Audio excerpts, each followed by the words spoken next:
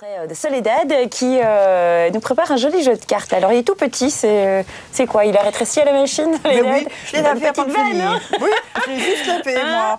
Je l'ai lavé avant de venir, je me suis dit que j'allais vous faire plaisir, donc je vais le laver, c'est pas bien trop grand. propre, ouais. Alors ici, c'est juste pour montrer un nouveau Lenormand qui sort, et qui est une réplique d'un jeu qui a été fait en 1880. Alors ce jeu a une petite histoire quand même, parce que c'est une réplique du Dondorf, le Normand, mais de 1880.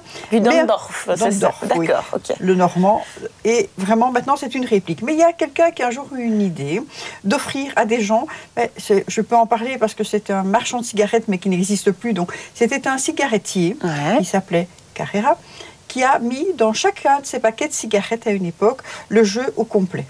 Donc une carte chaque fois. Donc il a mis, et il suffisait. Et pour avoir l'explication que pour pouvoir, je vais dire, jouer avec, il a fait un petit fascicule qu'il fallait aller chercher là où on achetait ces paquets de cigarettes. Mais nous sommes en 1920, nous ne sommes pas à notre époque. Mais il y a encore une petite particularité, c'est que le jeu de piquet est parti et que sur chaque carte, il y a chaque fois un personnage de divination. Donc nous sommes vraiment dans des cartes où le jeu de piquet, que pratique Vincent d'ailleurs, a disparu et a été remplacé par des personnages. Donc là, à vous de vous laisser justement porter par vos ressentis, par votre façon de faire. D'accord, là vous n'avez plus le petit fascicule d'explication, vous l'avez quand même? Oui, moi le normand je le pratique, mais non, mais moi je le pratique le normand, donc pour moi c'est pas un problème. Pour vous c'est évident. C'est évident, mais il y en a pour qui ça aurait été, et à l'époque ils avaient donné le petit fascicule d'explication pour montrer. C'est un tout nouveau jeu qui vient de ressortir, donc on le voit les images, et je vais mettre de l'autre côté,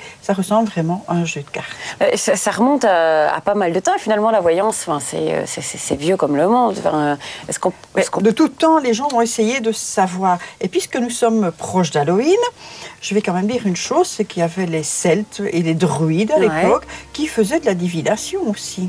Aussi, oui, déjà à l'époque. Ils prédisaient, ils faisaient de la prédiction, oui, tout à fait. Allez, 0905 82 900.